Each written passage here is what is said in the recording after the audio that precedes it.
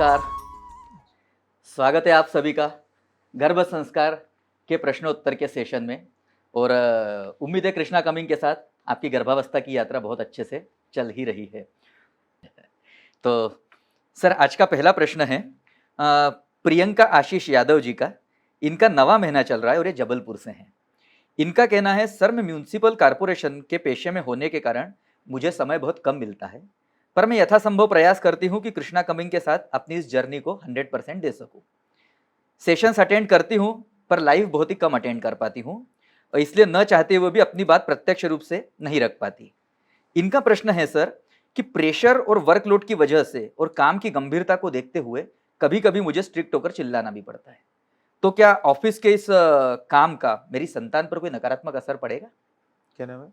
इनका नाम है प्रियंका यादव, प्रियंका आशीष यादव। प्रियंका जी, कई आईएएस आईपीएस अधिकारी भी कृष्णा कमिंग परिवार के मतलब सदस्य हैं।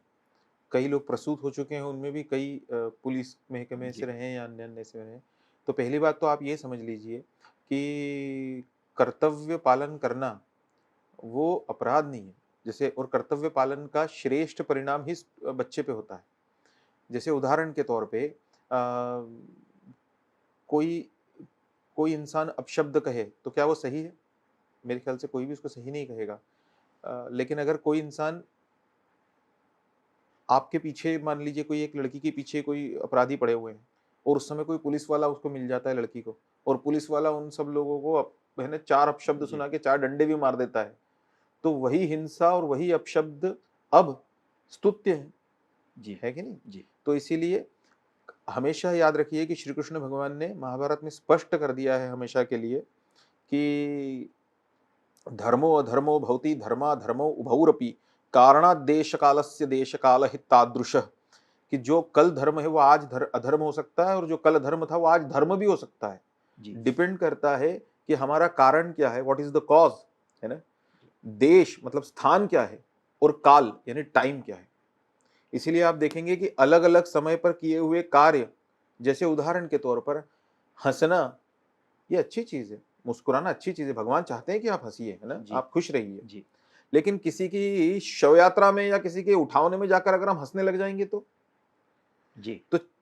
कर्म वही है पर स्थान बदल गया, है ना। हम किसी को गोली मार दें तो हमें सरकार टांग देगी, लेकिन सैनिक किसी को गोली मारता है उसको परमवीर चक्र मिलता है। तो कारण क्या है, स्थान क्या है और समय क्या है, ये 3 चीजों पे धर्म और अधर्म की परिभाषा निर्भर करती है।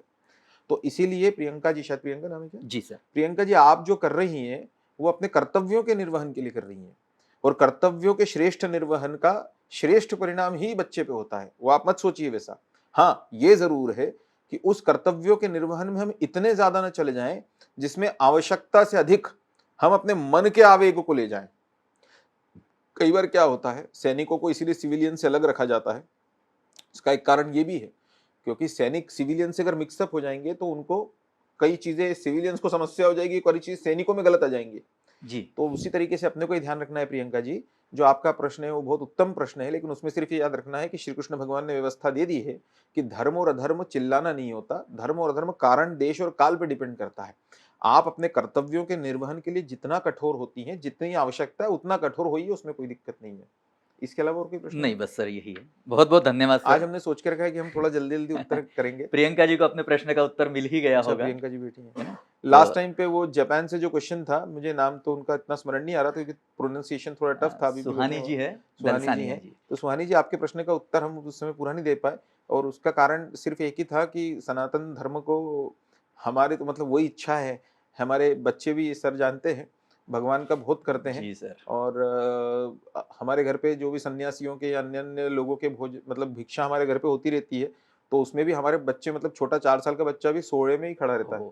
मतलब जो, तो वो इसीलिए हम तो हमेशा ही चाहते हैं, और जब भी हम ऐसे किसी परिवार को देखते हैं कि जो हिंदू धर्म के लिए इतना कर, तो वो हमें बहुत अच्छा लगने लगता है। तो वो खुशी के, और it was I would rather say that it was tears out of salutation to you couple. तो आपको वो सैल्यूटेशन था और मुझे देना नहीं चाहिए क्योंकि आप भी हिंदू धर्म के लिए हैं, मैं भी हिंदू धर्म का प्रिंसिपल हूँ। जी सर। तो आपका जो प्रश्न था कि भगवत गीता को पूरा अगर न पढ़े उसमें तो चलता है क्या, तो बिल्कुल चलता है, इससे इसका कोई लेना नहीं है। भगवत गीता का प्रत्येक श्लोक और श्रीमद् भागवत पुराण का भी प्रत्येक श्लोक ये शास्त्र कहते हैं कि स्वयं भगवान श्री कृष्ण का ही विग्रह है। तो एक भी श्लोक अगर हमने पढ़ के अपने जीवन में अंगीकार कर लिया, गीता सुगीता कर्तव्य खुद भगवत गीता में सबसे पहले लिखा हुआ है, उसकी प्रस्तावना आप कभी पढ़े, उसमें लिखा हुआ है। तो गीता को अगर सुगीता मतलब अगर हम अपने जीवन में एक श्लोक भी उतार लें तो हम लोग को मोक्ष मिल जाएगा, ऐसा भगवत गीता में लिखा हुआ है। तो पूरी भगवत गीता अगर न भी पढ़ पाए तो उससे कोई फर्क नहीं पड़ता। धन्यवाद सर। अगला प्रश्न सर थोड़ा बड़ा है और इनकी इच्छा थी कि मैं पूरा पढ़ूं।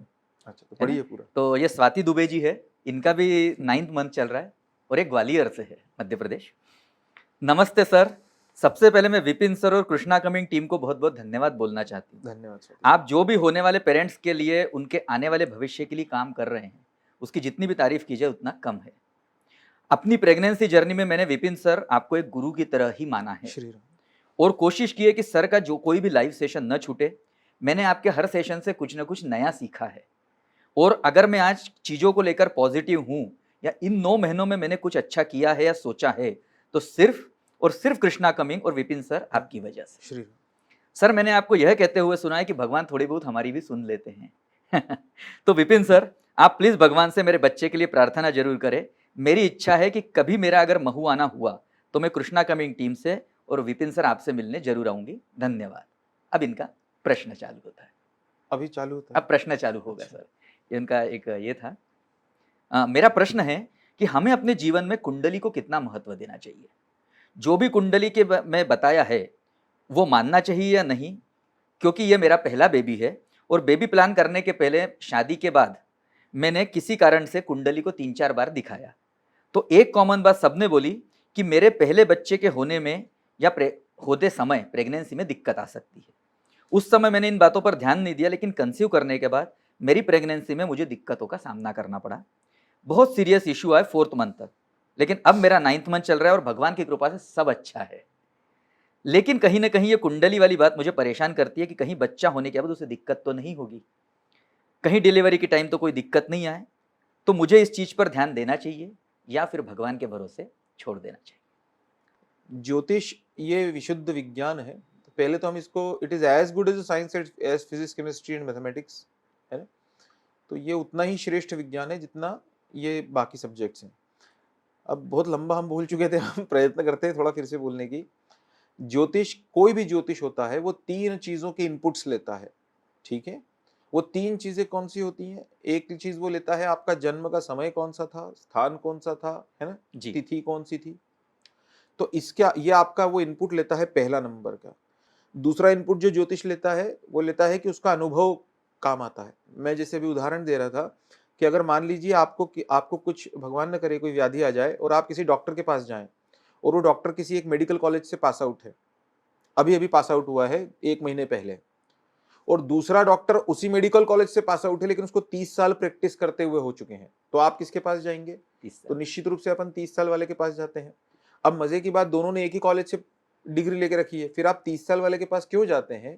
क्योंकि आप ये चीज को समझते हैं कि कॉलेज की डिग्री ने उसमें जो ज्ञान दिया वो तो दिया ही दोनों में, लेकिन दूसरे केस में उससे 10 गुना ज्यादा ज्ञान उस दूसरे डॉक्टर में आया जब उसने 30 साल में हजारों पेशेंट्स को देखा, है ना, उनकी बीमारी से उसने सीखा कि अच्छा ये होता है तो इसमें ये दवा असर करती है, इस स्टेज पर जाकर ये करना चाहिए। तो दूसरा जो चीज किसी ज्योतिष के पास रहती है वो है अनुभव। पहला मैंने आपको क्या कहा है, आज के बाद आप ज्योतिष के बारे में एक चीज समझ जाइएगा। पहली चीज इनपुट जो किसी ज्योतिष के पास होता है वो होता है आपके जन्म का समय, स्थान, तिथि, ये सब चीजें। तो उसके आधार पर स्टार्स और कॉन्स्टलेशंस की रिलेटिव पोजीशंस होती हैं। दूसरा होता है उसका अनुभव कितना है ज्योतिष का, और तीसरा होता है उसकी साधना कितनी है। ये भी बहुत मायने रखता है। क्या होता है, अब इसको समझाने के लिए आप इसको इस तरह से देखिए कि हम नाम नहीं लेंगे, हम सांकेतिक रूप से कहेंगे, आप समझ जाइएगा। अभी श्री कृष्ण भगवान के मंदिरों में एक संस्था प्रसिद्ध है ना, हम नाम न लें उनका, वो उनके मंदिर बड़े, है ना, मतलब तामझाम और बिल्कुल लाइटिंग्स और बहुत बड़े बड़े मंदिर और सब चीजें, अमीर लोग जाते हैं उन मंदिरों में सारे श्री राम जन्म। अच्छा कार्य, भगवान का कोई भी कार्य अच्छा ही है, जितना जिस परिमाण में जैसे भी चल रहा हो। अब आप वहां पे जाइए, आपको सुंदर दिखेंगी मूर्तियां, भव्य दिखेगा, भव्य मंदिर दिखेगा, लेकिन जब आप बांके बिहारी जाएंगे वृंदावन में तो आपको वो भव्य नहीं लगेगा, वो दिव्य लगेगा। वो जब पर्दा पुजारी खोलेंगे तो आपके दिल की धड़कनें रहेंगी कि भगवान के दर्शन हो रहे हैं। वैसे ही आप तिरुपति बालाजी जाइए, आप क्या शरीर पे रोंगटे खड़े हो जाते हैं जब तिरुपति बालाजी के सामने, जब आपको मुश्किल से 10 सेकंड के लिए आपको खड़े होने का मौका मिल पाता है। उस तिरुपति बालाजी कम से कम वहां से 20 कदम दूरी पे आपको दिखाई देते हैं, क्योंकि वो दक्षिण के मंदिरों में तो आपको संभव ही नहीं गर्भगृह तो, है ना। तो वो क्यों होता है आपने कभी सोचा नहीं?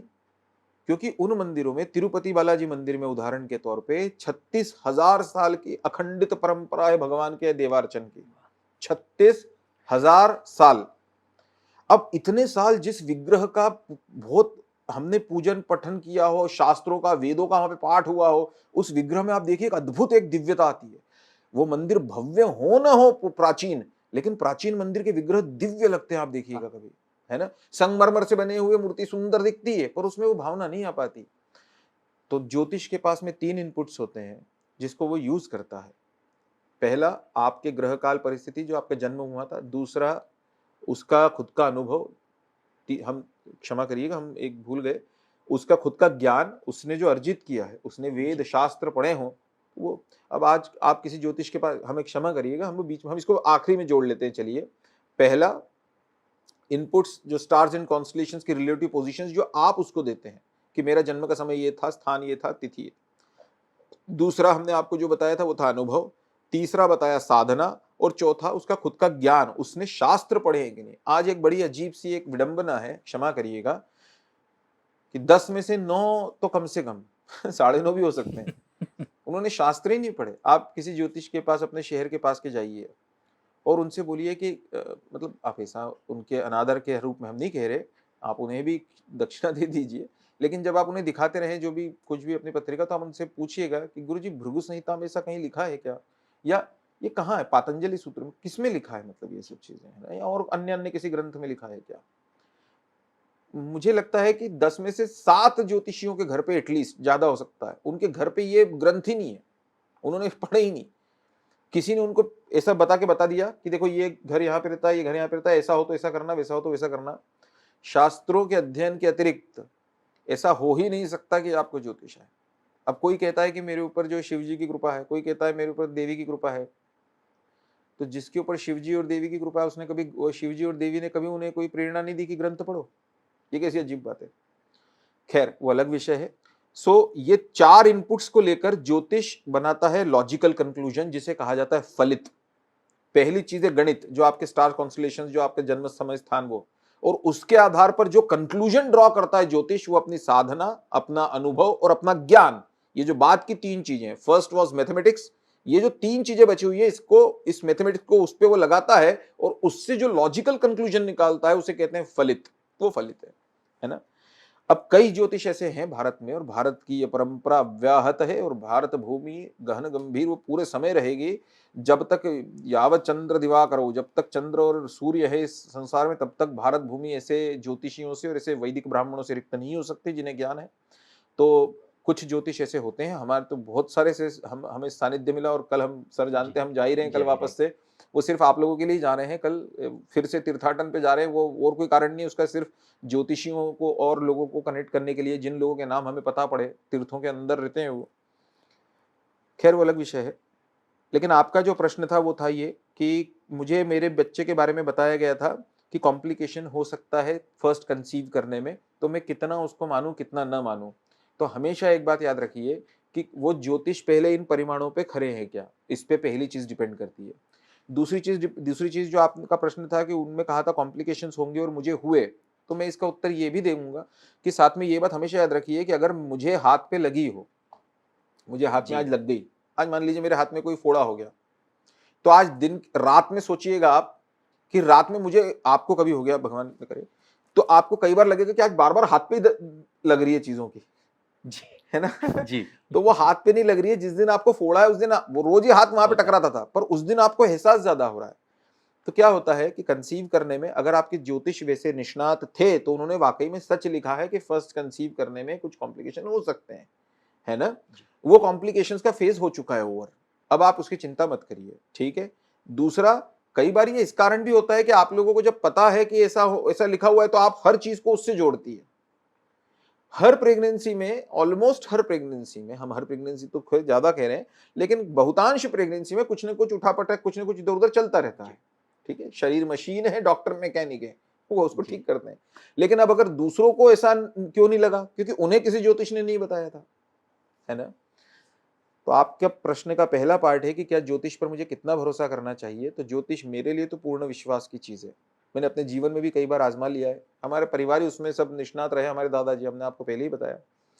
और दूसरी चीज जो आपका था, तो हम आपके प्रश्न के उत्तर में 2 पॉइंट कहेंगे। मुझे नहीं पता आपने किस ज्योतिष को दिखाया, उनकी क्या स्थिति है, इन पॉइंट्स के आधार पर उनका ज्ञान कितना है शास्त्रों का, उनकी तपस्या उनकी साधना कितनी है ना, आपके जो आपने जो इनपुट दिए थे मैथमेटिकल वो सही थे क्या, है ना। और ये सब चीजें मुझे नहीं पता। और दूसरा जो आप कह रही हैं कि वो कंसीव करने में चौथे महीने तक दिक्कत थी, उसके बाद वो गायब हो गई, तो फिर ये बात हमेशा याद रखिए कि भगवान का वीटो पावर है। अगर आप गर्भ संस्कार कृष्णा कमिंग से जुड़ी हैं और अगर आप ये सब कर रही हैं, तो ये सब हम गर्मियों की छुट्टियों में टाइम पास करने के लिए थोड़ी कर रहे हैं। नहीं, अरे हमने एक बार एक स्वामी जी से पूछा, हम आज ही घर पे बोल रहे थे ये बात, हमने एक स्वामी जी से पूछा कि स्वामी जी, हमने आपको भी किसी न किसी तरह हमने पहले गर्भ संस्कार के बहुत पहले कहा है कि हमने स्वामी जी से पूछा कि स्वामी जी, हिंदू धर्म कर्म फल सिद्धांत आधारित है, जो जैसा कर हूं तसा हूं फल चाखा, है कि नहीं। तो अगर ऐसा है तो फिर भगवान श्री कृष्ण तो भगवत गीता में कहते हैं कि अगर कोई, अगर है ना, मेरी शरण में आ जाए तो, है ना, हमने पहले भी कई बार उस श्लोक को दोहराया है, तो अगर मेरी शरण में आ जाए तो अपि चेत सुदुराचारो भजते मामन्य भाग वाला श्लोक ले ले, या अन्य अन्य श्लोक भी हैं, उसमें भगवान श्री कृष्ण कहते हैं कि मैं उसे मुक्त कर देता हूँ, मोक्ष दे देता हूँ। तो मैंने कहा फिर मतलब क्या है, फिर तो इंसान इधर दुराचार करता रहेगा जी, और उसके बाद में भगवान की शरण में चले जाएगा। बोले अभी आज दुराचार और कर लेता हूं, और कर लेता हूं, और कर लेता हूं, 1 साल बाद भगवान की शरण में चले जाऊंगा। भगवान ने तो दे के रखा है अभय वचन कि जो मेरी शरण में आएगा। वैसे ही राम जी ने रामचरितमानस में कहा ही है ना, शरण आयहूं कबहु न त्यागा, विश्व द्रोह अतजेहि लागा, कि है ना, शरण आयहूं कबहु न त्यागा, विश्व द्रोह कृत अघजेहि लागा। जिसने विश्व का द्रोह करने का भी पाप अपने सिर पे लेके रखा हो, वो भी अगर मेरी शरण में आ जाए, शरण आयहूं कबहु न त्यागा, मैं नहीं त्याग सकता उसको, मैं स्वीकार लेता हूं। तो फिर तो कोई सोचेगा विश्व का द्रोह करते रहो, है ना, 60-70 साल के हो जाएंगे, तब बोल देंगे भगवान को कि भगवान अनन्य शरण में आया हूं, ले लो। तो स्वामी जी ने उत्तर ये दिया था। तो मैंने कहा कि फिर कर्मफल सिद्धांत का तो अर्थ ही नहीं रहा, फिर तो भगवान की शरण में चले जाओ तो हो जाएगा सब। तो स्वामी जी का, तो मैंने कहा कि फिर तो उपासना कर लो तो कर्मफल सिद्धांत चले जाएगा। तो स्वामी जी का उत्तर बहुत अच्छा था, उन्होंने कहा कि विपिन, क्या तुम उपासना को कर्म नहीं मानते? वाह, उपासना भी तो कर्म है स्वाति। जो तुम अगर रोज राम रक्षा करती हो, जो तुम अपने इष्ट मंत्र का जाप करती हो, जो तुम भगवान का दर्शन करती हो, अगर तुम्हारा पति एकादशी का व्रत रखते हैं, यदि तुम अन्य अन्य चीजें कर रही हो, तो ये भी तो कर्म ही है। तो इन्हीं कर्म फल के ऊपर विश्वास रखो कि हो सकता है कोई बहुत ज्यादा चीज थी, लेकिन चौथे महीने में आके गुजर गई, भगवान ने बहुत कम कर दी, उसको बहुत डाइल्यूट कर दिया कर्मफल सिद्धांत को, कि ये मेरी शरण में है, नहीं क्या जी। तो फिर तो अपने को ये सोचना चाहिए। और आखिरी चीज, तुमने हमें कहा कि हम आपको गुरु मानते हैं और ये सब चीजें, और उसके बाद में आपने कहा कि हमारे लिए आप कुछ, है ना, आप भगवान आपकी सुनते हैं ऐसा। तो अगर तुम दोनों, ये चीजें कॉन्ट्रडिक्टरी है। अगर तुम गुरु मानती हो तो फिर ये बोलने की जरूरत ही नहीं है बेटा, है ना। जीवन में ये चीज विश्वास मान के चलो कि मैं अपने जितना मेरे घर का ना सोचता हूँ, उतना तुम लोगों के लिए मेरी प्रार्थना है। ठीक है, सर जानते हैं, ये बात तो सही है सर जानते हैं इस चीज को। तो ये चीज मन से निकाल देना बस। अब ये फूंक मार के उड़ गई वो चीज है, हनुमान जी की गदा ने उसको उड़ा दी चौथे महीने में ही। अब बस हनुमान जी खुद ही आ जाए, ये प्रार्थना करो तगड़े से, आगे बढ़े। धन्यवाद सर। श्री राम। बहुत बहुत धन्यवाद सर। अगला प्रश्न नेहा राहुल एमेकर, चौथा महीना, पुणे महाराष्ट्र। इनका प्रश्न सर वीडियो फॉर्म में है। Sir please video. Hello sir, I am Neha Rahul एमेकर फ्रॉम पुणे। मैं पहले आपको धन्यवाद देना चाहूँगी। जो आप कर रहे हैं वो कोई भी नहीं कर सकता है सर। आप डायरेक्टली न्यू जनरेशन को इंटरेक्ट कर रहे हो, आपका बहुत धन्यवाद। और आपका टीम भी बहुत कोऑपरेटिव है सर। सर मेरा क्वेश्चन ये था कि लोग कहते हैं कि जो नसीब में लिखा है वो ही होगा, तो अपन भगवान की प्रार्थना सब करते हैं, राम रक्षा स्तोत्र करते हैं, सब भगवान का जप करते हैं, इसका प्रेजेंट में क्या इफेक्ट होगा sir? Please explain me. Thank you. अगर आप भी एक शांतमना, बुद्धिमान और संस्कारित शिशु को जन्म देना चाहती हैं, तो बिना देरी किए अभी कृष्णा कमिंग गर्भ संस्कार ऐप डाउनलोड कीजिए, जहां आपको मिलेंगे इजी टू फॉलो वैदिक गर्भ संस्कार कोर्सेज, जिन्हें फॉलो करके हजारों प्रेग्नेंट लेडीज ने एक शांत, बुद्धिमान और संस्कारित शिशु को जन्म दिया। ऐप की लिंक आपको डिस्क्रिप्शन बॉक्स में मिल जाएगी। पुढच्यांदा नेहा तू मराठीत प्रश्न विचारेल मला जास्त प्रसन्नता होईल. हा ठीक आहे, आम्ही त्याचा हिंदी करून लोकांना विचारून घेऊ. लाभले आम्हास भाग्य बोलतो मराठीनं. हो. नेहा, आपका प्रश्न बहुत बहुत बहुत बार पूछा हुआ प्रश्न है मुझसे, मतलब अन्यथा भी, कृष्णा कमिंग के अन्यथा भी, और वो ये है कि जब सब कुछ भगवान के हाथ में है ना, ऐसे कुछ तो भी नसीब में नसीब में जो है वही होगा, तो फिर हम जो भगवान की प्रार्थना वगैरह करते हैं उसका इफेक्ट होता है क्या? उसका उसको क्या. तो इस प्रश्न का मजे की बात यह है कि आज मतलब आज सुदैव से पिछले ही प्रश्न में इसका कुछ भाग आ गया जी. कि क्या उपासना को आप कर्म नहीं मानते क्या? उपासना हाँ. कर्म है और ये भगवान का वीटो है. भगवान कहते हैं, श्री कृष्ण भगवत गीता में कहते हैं कि वीतराग भय क्रोधा मनमया मापाश्रिता, जो ये सब छोड़ के मेरी शरण में आ जाता है तो वो फिर मैं उसको मद्भाव मागता, वो मेरे ही शरण में आके मैं मुझ में ही प्राप्त हो जाता है. तो हमेशा एक बात याद रखो, कोई भी गली में अगर हम आगे गए हैं, 2 गलियां हैं, उसमें एक गली में हम आगे गए हैं और उस गली में हमें थोड़े समय बाद जाने के बाद समझ में आया कि हम गलत गली में आ गए हैं, हम गलत रास्ते पे आ गए हैं, तो आप क्या करती हैं? आप उसी गलत रास्ते पे चलती रहती है, वहां से बाहर निकलती हैं, बाहर आके फिर से सही गली की तरफ जाती हैं. लेकिन ये समझ कैसे पड़ेगा हमें कि ये सही गली है कि गलत गली है ना? मान लो जीवन में, तो जब हम भगवान का करते हैं ना बेटा, तो हमको श्री राम जय जय राम, एक बार सब लोग भगवान के पावन नाम का घोष करेंगे, बोलो गोपाल कृष्ण भगवान की जय, श्री राम जय राम जय. तो जब हम भगवान का करते हैं ना, तो अच्छी बात क्या होती है कि हमें ये पता पड़ने की संभावना अधिकाधिक होने लगती है कि हम सही रास्ते पे हैं कि गलत रास्ते पे हैं. समझो इस चीज को, है ना? जब हम सदग्रंथों का पठन करते हैं, जब हम सत्संग करते हैं, जब हम, आप सोचिए ना, एक बच्चे को, एक मनुष्य को सानिध्य मिला, ऐसे लोगों की कंपनी मिली जो लोग शराब पीते थे, सिगरेट पीते थे, जो पूरे टाइम एक ही बात करते रहते थे कि तेरे कितने बंगले हैं, मेरी इतनी कार है, तूने कितने प्रॉपर्टी है, और ये सब चीजें हैं. तो जो आप है ना, आपकी भी सोच फिर वैसी ही बनने लगेगी. जी. नहीं क्या जी. हमने आज तक हमारे बच्चों के होटल में बर्थडे सेलिब्रेट नहीं किए, ये सर जानते हैं. सही. हमने हमारे बच्चों के कभी जिंदगी भर हम होटल में सेलिब्रेट करेंगे भी नहीं, क्योंकि हमें ऐसा लगता है कि अगर हमने बच्चों के बड़े होटलों में सेलिब्रेट किए बर्थडे, भगवान ने हमें संसाधन दिए हुए हैं, पर अगर हमने बर्थडे बच्चों के होटल में सेलिब्रेट किए, तो जिस दिन भगवान न करे, वो तो जीवन की थाली में सभी पकवान हमारे पसंद के तो होंगे नहीं. किसी दिन कोई अच्छा पकवान होगा, किसी दिन कोई कड़वा भी होगा. तो अगर मान लीजिए किसी दिन हम बच्चों को अगर उस होटल में सेलिब्रेट नहीं करा पाए, तो वही बच्चे आपको कहेंगे कि ये कोई बर्थडे था क्या?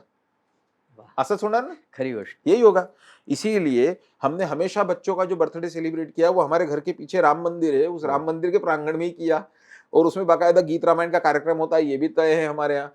तो वो, और लोगों को, जितने लोग आते हैं उस कार्यक्रम में, हम बहुत लोगों को बुलाते हैं, लेकिन जितने भी लोग आते हैं, सैकड़ों लोग, वो सब गीत रामायण का कार्यक्रम सुनते हैं. बाकायदा शास्त्रीय विधि से हम पूरा वो आपले म्हणजे मराठी लोकांना जे आपण ते ओवाळतो, हम ओवाळते हैं बच्चे को, और वो भगवान की आरती कराते हैं बच्चों से, और उसके बाद में बड़ा कार्यक्रम होता है भोजन का. और वो भोजन में भी आपको आश्चर्य होगा, हमने नीचे चौरंग बिछा के पूरे जितने, लेकिन इतनी तारीफ करते हैं लोग उस कार्यक्रम की कि अब एक बार हमने जब वो कार्यक्रम नहीं किया, घर में ही कर लिया उसका जन्मदिन, तो हमको वो कॉलोनी के जो थे उन्होंने पूछा लोगों ने कि वो इस बार नहीं हो रहा क्या जन्मदिन. तो अपने को ऐसा लगता है जब कोई अलग चीज होती है तो लोगों को बहुत खुशी होती है. ये जो पीछे बैठे हुए इनमें भी ऐसा लड़का है जो क्यों गोलू है ना, तुम भी आ चुके हो. तो हम, आप प्रश्न क्या था सर? हाँ, तो हम ये कह रहे थे बेटा नसीब में. कि नसीब में, तो हम ये कह रहे हैं कि जिस दिन तुम गलत गली में चले जाते हो ना, वो गली जरूरी नहीं है व्यसन की हो, वो गली शराब सिगरेट जुआ ऐसे कोई गलत, इसका मतलब ये नहीं है. गलत गली का अर्थ होता है मैं लोगों को क्यों तकलीफ दे रहा हूं, मैं पता नहीं क्यों गुस्सा हो रही हूं, मैं अपने संबंधों को सही रूप से जी पा रही हूं या नहीं जी पा रही हूं, मैं ईश्वर से मेरे संबंध को समझ पा रही हूं कि नहीं पा रही हूं, मैं उस भक्ति मार्ग पर और आगे बढ़ रही हूं या नहीं बढ़ रही हूं, मैं एक अच्छी मां बन पा रही हूं नहीं बन पा रही हूं. ये सब की अनुभूति करने के लिए जो श्रेष्ठ टीचर है वो श्री भगवान श्री हरि नारायण स्वयं है. तो इसीलिए जब हम भगवान का करते हैं ना, तो वो सिर्फ इसलिए नहीं करते हैं कि हमारा नसीब बदले, वो भगवान नसीब खुद ही बदल देते हैं हमारी कर्मों का, हमसे ही कर्म करवा कर. हमें तुम बताओ, तुम्हें समझ में आया कि गलत गली में चली गई हो, गलत रास्ता, ये रास्ता सही नहीं है ना, और किसी से पूछा कि भैया वहां जाना था, तो बोले ये आप गलत रास्ते पे आ गए, उधर से जाके उधर जाना है आपको. तो किसने पूछा? तुम्हारे मुंह ने. हाँ. कौन पलटा? तुम. चले फिर से किसके कदम, तुम, लेकिन वो जो बताने वाला था वो भगवान की तरफ से था, है ना। तो इसीलिए जब हम भगवान का करते हैं उपासना, तो उपासना से हमें हमारे वो गलत कर्म की जगह वो सही कर्मों की दिशा मिलती है और उससे हमारा भाग्य परिवर्तित होता है। वाह। है कि नहीं, भाग्य बदल गया ना। उस गलत रास्ते पे चलते तो पता नहीं कहां पहुंच जाते थे, इधर जैसे ही चले तो फिर भगवान तो अकारण करुणा वरुणालय हैं, उनकी करुणा का तो कोई अंत ही नहीं है। वो तो बस इतना चाहते हैं कि तू पलट, सही रास्ते पे चल, वो सब मैं कर दूंगा। कर्म फल सिद्धांत गया तेल लेने, ठीक है। श्री राम जय राम, बहुत जय बहुत जय राम। धन्यवाद श्री सर, राम, बहुत सुंदरता से आपने श्री समझाया। राम जय राम, और जय राम।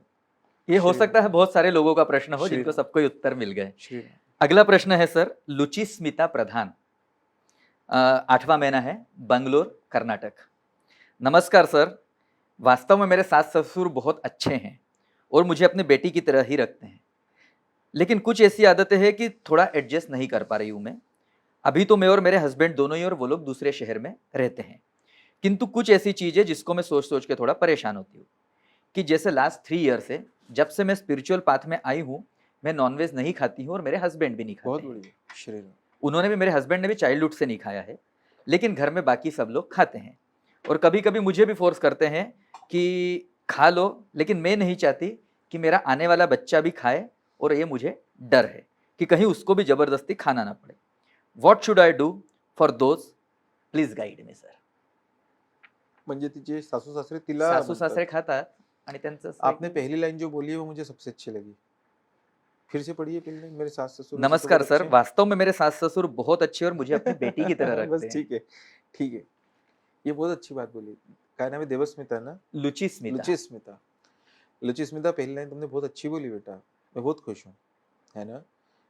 ये पहली लाइन दिखाती है कि तुम इस चीज को स्वीकारती हो और तुम्हें इसकी समझ बहुत अच्छी है कि इस संसार में भगवानों को मत खोजो, हम इंसानों के साथ जीते हैं। मेरे ख्याल से तुम समझ रही हो मैं क्या कहना चाहता हूँ। हर इंसान में कुछ प्लसेस हैं, कुछ माइनसेस हैं, है ना। तो हो सकता है कि अभी तुम लोगों को, तुम्हें और तुम्हारे पति को भगवान की प्रेरणा से सन्मार्ग पर चलने की एक इच्छा हुई 3 वर्ष पहले और आपने शाकाहार अपनाया, है ना। और आपके सास ससुर सामिश हैं, मतलब वो मांसाहार, श्री राम जय राम जय जय राम, उसका सेवन करते हैं। तो वो भगवान की ही प्रेरणा जिससे आपको मिली, वैसे ही भगवान प्रेरणा देगा, वही होगा।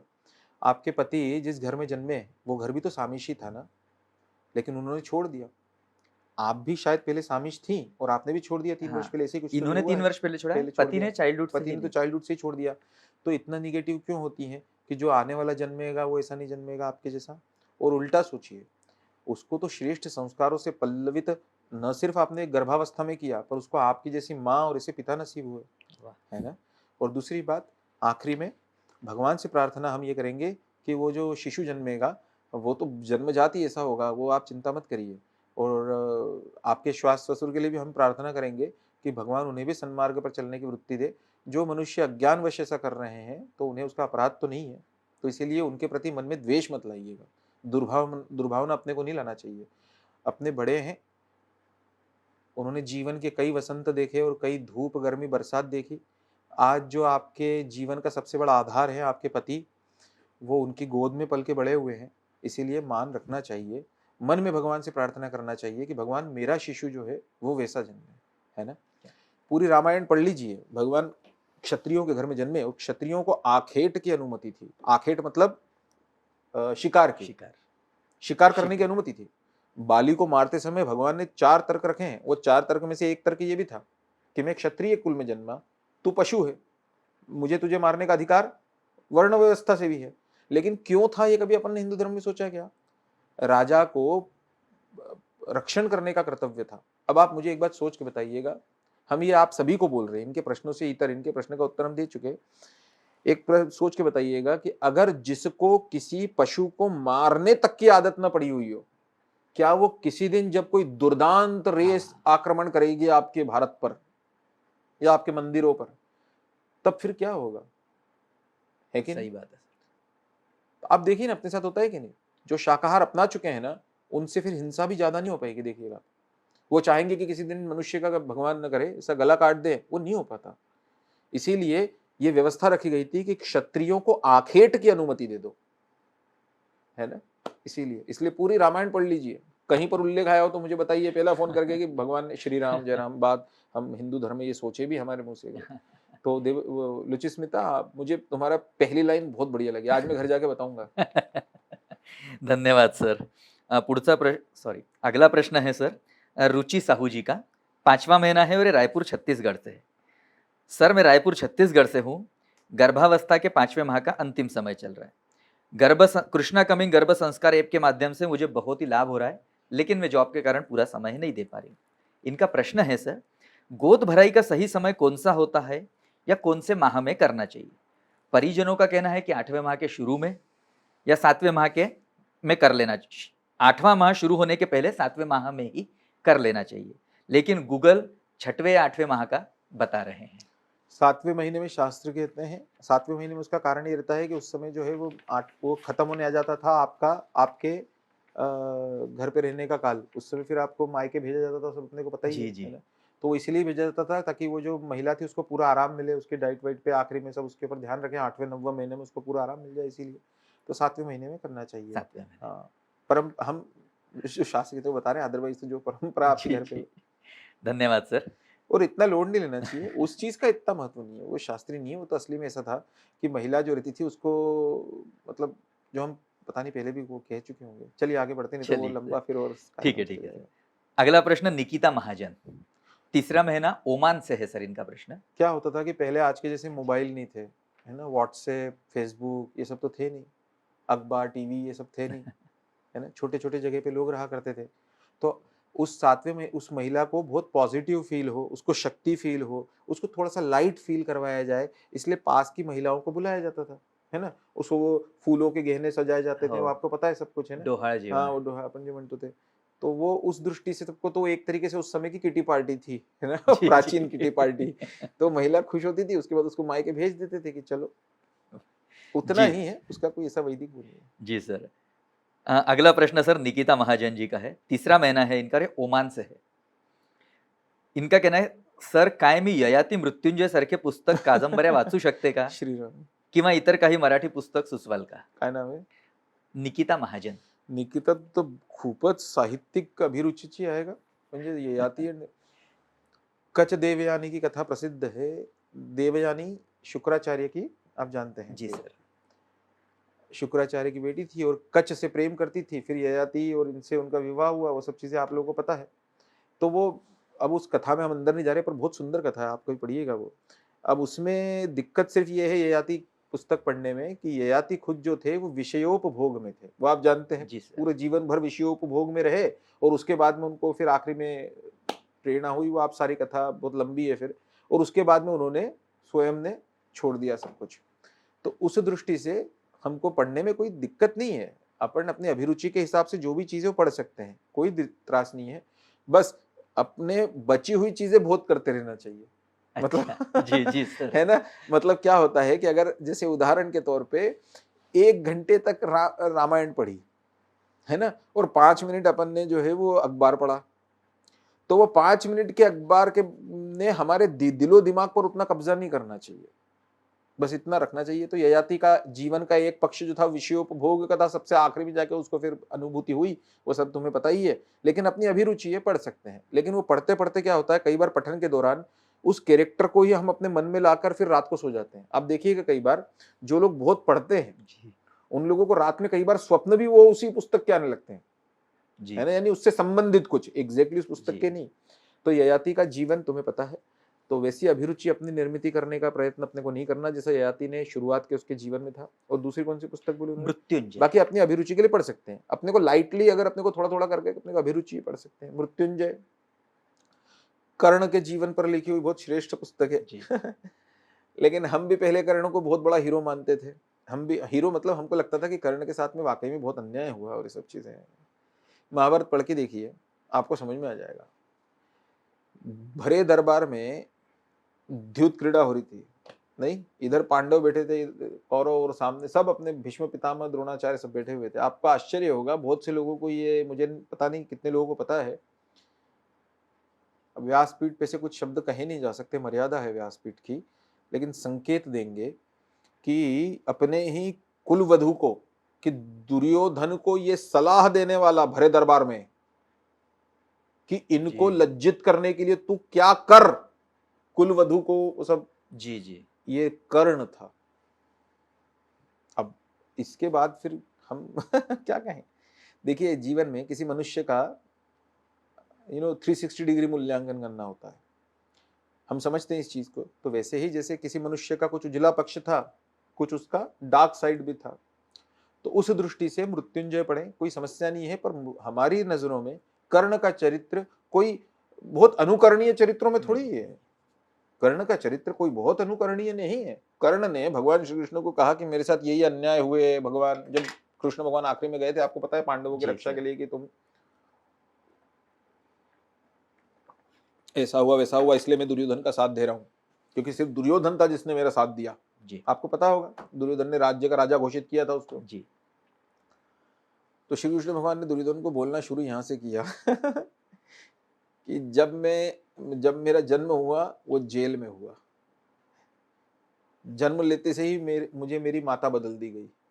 जी जिस समय में गुरुकुल में जाकर सब लोग शिक्षा ग्रहण करते हैं, उस समय में गोबर के कंडे थेपा करता था, है ना। मुझे भरे दरबार में 100 गालियां बकी गई, सब कृष्ण ने गिनाया। लेकिन मैं, और भी बहुत सारी चीजें, अभी समय नहीं है मेरे पास, कृष्ण भगवान ने सब गिनाया। और याद रखिएगा, बांसुरी कृष्ण ने श्री राम जय राम जय राम कर्ण के कंधे पे टंगे हुए धनुष को देखकर कहा, इस धनुष का घमंड है, अभिमान है। कृष्ण भगवान की आप पंक्ति सुनिए, मैंने जीवन के पूर्वार्ध में बांसुरी बजाई है ना, गौवे चराई, लेकिन होठों पर बांसुरी उसी की अच्छी लगती हो जो किसी धर्म क्षेत्र में पांचजन्य शंख फूंक सकता हो। अगर मैं पांचजन्य न फूंकने का होता धर्म के पक्ष में, तो मैं बचपन में मेरा वो बांसुरी को भी सब लोग भूल जाते। तो इसीलिए कर्ण का चरित्र कोई बहुत अनुकरणीय चरित्र ऐसा हमें लगता नहीं है। पठन की दृष्टि से पढ़ लिया तो हमें पता नहीं आपके मन मस्तिष्क पर कितना प्रभाव पड़ेगा, क्योंकि हर इंसान की अपनी अपनी अलग अलग योग्यता है, उसको कितना इंसान डाइजेस्ट करता है, कितना नहीं, कितना एब्जॉर्ब करता है, कितना नहीं। तो उस दृष्टि से अभिरुचि के हिसाब से पढ़ना चाहती है, पढ़ सकती है, रुचि जागती है। जी सर। लेकिन हमें फिर भी लगता है कि श्रेष्ठ चरित्र तो नहीं है। श्रेष्ठ चरित्र तो बहुत अपने भारत में किन किन के पढ़े जा सकते हैं, कितने ही है, पर अभिरुचि पढ़ सकते हैं। धन्यवाद सर। सर पण अगला प्रश्न। कर्ण हा अनुकरणीय चरित्र नाही। अन्याय झाला, अन्याय हुआ कर्ण के साथ में, मान्य है, पर अन्याय तो बहुत लोगों के साथ हुआ ना। अन्याय होना ही किसी इंसान के जस्टिफाइड होने की कोई गारंटी नहीं है ना। जी जी कल को अभी उत्तर प्रदेश में राक्षसों का अंत हुआ है ना, अब कल को अगर उनके परिवार वाले बोलेंगे कि अन्याय हुआ ये, तो आप क्या कहेंगे? अन्याय है ही नहीं है। काहे का अन्याय? भगवान ने तो कहा है सीधे। कोई आपसे कहीं किसी दिन पूछे कि अन्याय हुआ, तो उनको बोलना हमारे भगवान ने बाली को पेड़ के पीछे छुप के मारा, और बाली ने भी यही पूछा। तो हमारे भगवान ने तो साफ बोला कि ये धर्म तुझे उस समय नहीं सूझा जिस समय अपने ही छोटे भाई की पत्नी को हर लिया तूने। जी तो ये धर्म उस समय नहीं सूझा जिस समय 100 केस लदे हुए थे हत्या से सब दुनिया भर के। श्री राम जय राम जय जय राम। इसीलिए कर्ण अनुकरणीय चरित्र नहीं। आगे बढ़िए। Yes sir. अगला प्रश्न सर जुई इनामदार जी का है। 5वां महीना है, पुणे महाराष्ट्र से।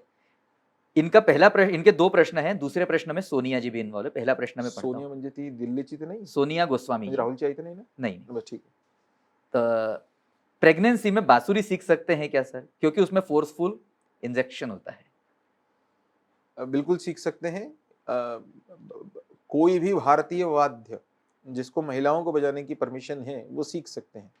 भारत के जितने भी वाद्य है, वो जैसे बांसुरी जो है उससे इसका कोई लेना देना नहीं है। गर्भावस्था में आपके जो भगवान की भगवान तो ग्रेट इंजीनियर है। भगवान ने आपके जो चेस्ट और लंग्स जो होते हैं वो ऑटोमेटिकली एडजस्ट हो जाते हैं उस समय डायफ्रागम गर्भावस्था के दौरान। सारे मेडिकल साइंस प्रमाणित हैं, कोई फर्क नहीं पड़ता बांसुरी बजाने से। बांसुरी बजाने से, और मैं सभी लोगों को कहूंगा कि आपके जब बच्चे होंगे तो उनको बांसुरी, शंख, ये सब की बहुत आदत डालिए। शंख जो रोज बजाता है ना, उसको कभी भी हार्ट का प्रॉब्लम, चेस्ट का वो नहीं होता। डॉक्टर लोगों ने कोविड में, जी। आप सोचिए कोविड में आपको पता होगा जितने लोग कोविड में हॉस्पिटल में भर्ती होते थे या अन्यथा भी न भी होते थे, तो आपको वो एक फूंकने का आता था, आपको पता होगा बॉल ऊपर जाती थी उसमें, वो एक अच्छा। चीज आती है उसको फूंकते थे और बॉल इसी ऊपर जाती थी, और डॉक्टर बोलते थे कि पूरा प्रैक्टिस करते रहो इसकी, बहुत ज्यादा आपके लंग्स की कैपेसिटी क्या बढ़ेगी। अब आप सोचिए कि हम तो बचपन से बांसुरी और शंख बजाने वाले लोग रहे, है ना, कोई लेना देना नहीं है जाई उसका, आप बिल्कुल बजा सकती हैं। अगले प्रश्न में सोनिया गोस्वामी जी भी इनके साथ है, छठवां में ना, जोधपुर से। जुई इनामदार जी और सोनिया गोस्वामी जी। ईश्वर की कृपा से ऐहिक सुखों की कमी नहीं है सर, लेकिन ये ना कई बार भावुक हो जाती है। जैसे इस जन्म में मुझे गुरु की प्राप्ति नहीं हो पाई, और कहा जाता है कि आप इतने सत्पात्री हो जाते हैं तो गुरु स्वयं आपको खोज लेते हैं। ऐसा अभी तक हुआ नहीं है। कभी कभी ऐसा होता है कि भजन सुनते समय मैं इतना दिल से इमोशनल हो जाती हूँ कि मैं फूट फूट कर रोने लगती हूँ, श्री राम। बाकी पूरा दिन न्यूट्रल होती हूँ। अतः जीवन में यह फेस हमेशा रहे, इसके लिए क्या करना चाहिए? और फूट फूट के रोते रहे ऐसा? हाँ, मुझे जरा जरा श्री सी बात राम, पे जय इमोशनल राम। सर, इसमें थोड़ा सा हो रहा है। सोनिया गोस्वामी जी भी, वो बोलती मेरे साथ पहले ऐसा नहीं होता था, लेकिन अब मेरे साथ ऐसा ही होता है। तो वो पिक्चर देखते समय भी रोने लगती है। क्या आप प्रेग्नेंट हैं और जन्म से ही अपने होने वाले शिशु को शांत, बुद्धिमान और संस्कारित बनाना चाहती हैं? तो आज ही कृष्णा कमिंग गर्भ संस्कार ऐप पर प्रोफेसर विपिन जोशी की फ्री गर्भ संस्कार क्लास जरूर अटेंड करें। इस क्लास को अटेंड करके भारत और विदेश से हजारों प्रेग्नेंट महिलाओं ने अपनी जिंदगी बदली और इच्छानुसार शिशु को जन्म दिया। तो अभी डाउनलोड करें कृष्णा कमिंग गर्भ संस्कार ऐप और अटेंड करें free demo class. Link in description. 2-3 विषय है सोनिया जी। पहला प्रश्न तो आपका जो है वो ये था कि गुरु के ऊपर था। हमेशा एक बात याद रखिए कि हमारे साथ अब लोगों के साथ, पहले लोगों को गुरु इतने आसानी से क्यों मिल जाते थे आपको पता है? क्योंकि पहले समाज श्रद्धा मूलक था, वो श्रद्धावान समाज था, है ना जी। हम हर चीज को तोलने नहीं बैठते थे। अतः हम जैसे गजानन महाराज ये दिल्ली से हैं? जोधपुर से। अब जैसे हमारे महाराष्ट्र में गजानन महाराज होते, जई पुण्याचे है ना, नाही ते प्रश्न ज्याचे दोघांचा मिक्स आहे मिक्स प्रश्न. आहे. हा. हे गुरुबद्दल कोणाचं आहे? जाई. जायचं आहे. तर जाई जे गजानन महाराज होते ते चिलम प्यायचे, आता जसं समजून घ्या. आज के काळात कोणी आज के काल में किसी ने चिलम पी तो उसको कौन गुरु मानेगा? जी. तो पहले समाज श्रद्धा मूलक था, वो ये सोचता था कि हम मनुष्यों को गुरु बना रहे हैं, भगवान को नहीं। लेकिन उस मनुष्य को जिस दिन गुरु मान लिया वो भगवान बन गया है ना। तो इसी दृष्टि से हमको गुरु इसलिए प्राप्त नहीं हो पाते बेटा, क्योंकि हम भगवान की खोज करने में लगे हुए हैं। सोचना कभी इस चीज को। और जब भी इंसानों के बीच में रहोगी तो तुम्हारी इंसानी नजरें हर इंसान में कुछ खोट ढूंढ लेंगी, जबकि पहले जो समाज था वो श्रद्धा वाला, जो श्रद्धावान समाज रहता है ना, वो माइनस में भी प्लस ढूंढ लेता है ना। किसी ने, गुरु ने किसी को थप्पड़ मार दिया, आज के कितने शिष्य सहन करेंगे? नहीं। और पहले वो सोचते कितना अच्छा, मतलब गुरु का मुझ पे कितना स्नेह है कि मेरे अंदर की वो चीजें चली जाए, इसके लिए देखो कितना कष्ट सह रहे हैं, उनके हाथ को कितना लगा होगा मुझे मार, तो हमने कैसे उसको भी जोड़ दिया जी। और बस यही श्रद्धा जो है ना, सारा अपने अंदर की कलुषता निकाल देती है। गुरु सत्संग है प्राणों से प्यारा, मतलब छोड़ अहम को जा तू शरण में, भूल जा खुद को। जिस दिन तुम अपने आप को बुद्धिमान मानते हो, एक बात हमेशा याद रखना, स्वयं को मूर्ख माने बगैर किसी को बुद्धिमान नहीं माना जा सकता। स्वयं को अत्यंत पतित माने बगैर किसी को पावन नहीं माना जा सकता।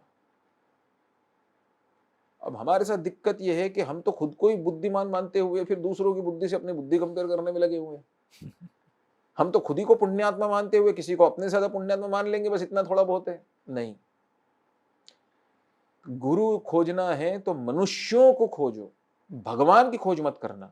और याद रखना, जिसको गुरु माना है वो गुरु तत्व ईश्वर होता है, वो श्रद्धा ईश्वर है।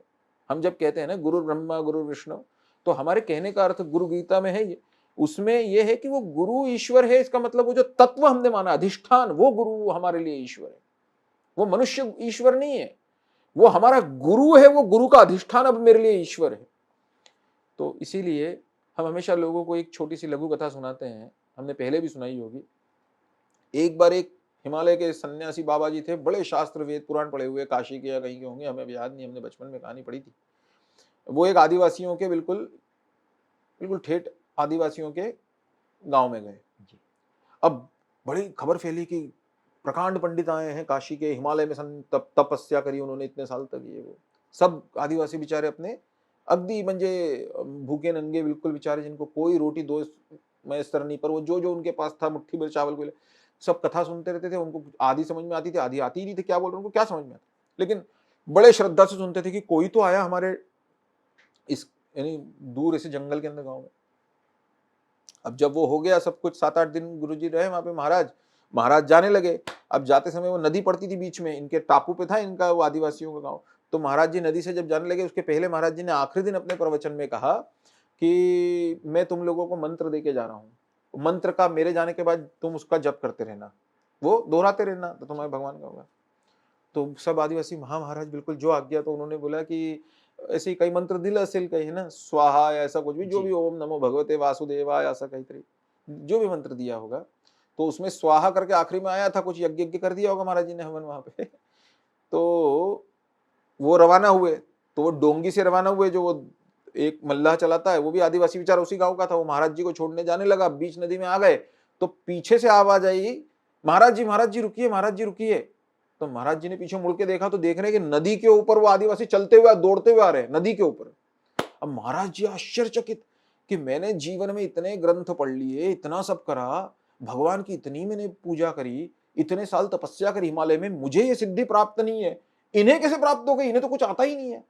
वो दौड़ दौड़ के आ रहे थे नदी के ऊपर। महाराज जी ने पूछा हाँ क्या हुआ, तो वो आदिवासी ने पूछा कि महाराज जी वो आपने जो मंत्र बताया था वो क्या था, हुआ ऐसा कुछ था, वो स्वाहा स्वाहा महाराज जी ने बोला था, अब इनको कुछ उनको याद नहीं रहा, हुआ था ना, ऐसा हुआ। महाराज जी का मुंह खुला के खुला रह गया, और महाराज जी ने उत्तर दिया, हुआ ही मंत्र है। वाह। देखो, कोई मंत्र नहीं होता, आपकी श्रद्धा उसे मंत्र बनाती है। कोई मनुष्य गुरु नहीं होता, आपकी श्रद्धा उसे गुरु बनाती है। और कोई गुरु ईश्वर नहीं होता, आपकी श्रद्धा उस गुरु को ईश्वर पद पर अधिष्ठित करती है। और हमारे साथ दिक्कत यह है कि हम गुरु थोड़ी खोज रहे हैं, हम तो हमारे लॉजिकल ब्रेन से कौन फिट हो रहा है उस हमारे खांचे में वो खोज रहे हैं। तो बुद्धि से गुरु नहीं खोजा जाता, ऐसा हमें लगता है। और आपका वो रोने वाला प्रश्न वो तो आप मेरे जैसी है। श्री राम जय राम। देखो, जिसे भगवान का नाम स्मरण होते हुए और भगवान की कोई चीज कहते हुए रोना नहीं आए, उसके लिए प्रश्न होना चाहिए कि मुझे रोना क्यों नहीं आता। क्या बात है। अरे वो तो रोना ही, तो वो अश्रु जो है ना बेटा, वो इसीलिए क्योंकि हमारे मन के दो बातें हैं। क्या होता है, हम पहले भी इस प्रश्न का उत्तर पिछले किसी सत्र में भी नए किसी अभी जस्ट अभी के सत्र में दे चुके हैं कि वो तुम ढूंढो मुझे गोपाल में खोई गैया तेरी, है ना, हमने बताया था ना उस दिन। जी सर। क्या है कि हम गोपाल कृष्ण ये गाय चराने वाले हैं, हम गौए हैं, हम सभी लोग, और हम जंगल में घूम गए हैं। कौन लाया था हमें? श्री कृष्ण। किससे दूर हो गए हैं? श्री कृष्ण। ढूंढ किसे रहे हैं? श्री कृष्ण। मिल कौन नहीं रहे? श्री कृष्ण। क्या होने आ गई है? सांझ। तो वो गौ अब रोएगी ना, सांझ होने आ गई भगवान, है ना, कहाँ हो? तो भगवान का जब भी कुछ हो और आंखों से अश्रु बहने लगे, तो ये तो भगवान का संकेत है कि तुम भगवान को मिस कर रहे हो, कि भगवान मुझे फिर आपसे मिलना है, मुझे फिर अपने ही गोद में बिठा लो, फिर मेरे सिर पे से हाथ फेरो। तो ये तो अच्छे अश्रु है, ये तो जितने निकले उतने श्रेष्ठ है ना। हनुमान जी के अश्रु निकले कि नहीं निकले सोचो आप? बिल्कुल निकले हैं। हनुमान जी ने भगवान को, जब राम जी ने हनुमान जी को कहा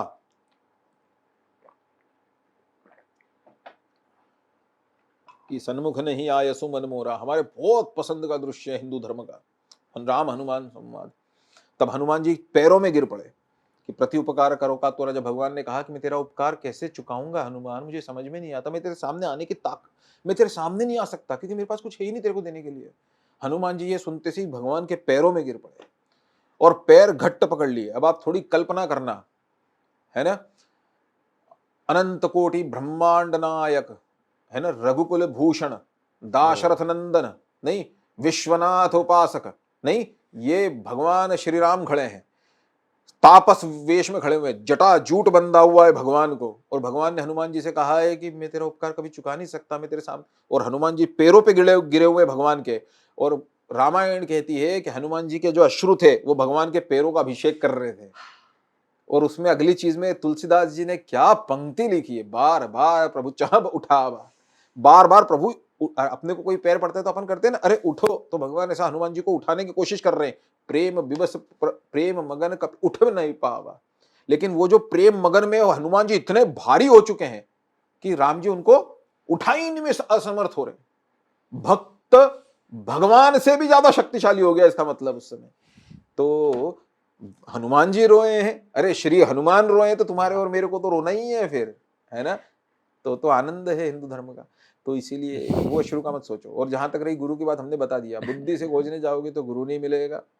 हमारी भक्ति अधिष्ठित करती है किसी मनुष्य को गुरु पद पे और गुरु को ईश्वर पद पे। बहुत ही सुंदर और भावुक उत्तर सर, धन्यवाद। श्री राम। अगला प्रश्न सर आरती विजय राव जी का है, चंडीगढ़ हरियाणा से। हमारी लड़ाई साफ सफाई को लेकर होती है सर। हमारी भी होती है ना।